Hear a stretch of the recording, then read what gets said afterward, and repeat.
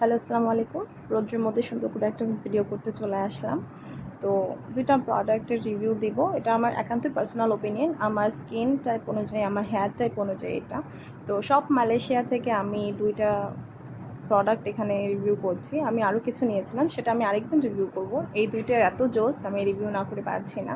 তো এটা হলো সানসিল্কের পাওয়ার শোয়ার ট্রিটমেন্ট। এটা ড্যামেজ হেয়ারের জন্য, অরেঞ্জ কালার যেটা।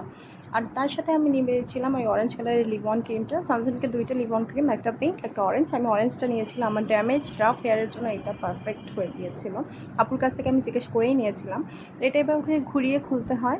আর এটা এত অ্যামেজিং একটা প্রোডাক্ট, তো এত আমেজ করে ফেলছে আমাকে। তো সেটা আমি এতটুকু বের করে আপনাদের ট্রায়াল দিয়ে দেখালাম না। আমার এটা এতটুকু খরচ করার ইচ্ছা আমার নাই। খুবই ছোট একটা প্যাকেজিং, 120 ml, মানে প্রত্যেকটা ফোঁটা আপনার কাছে মনে হল ওর্থ ইট।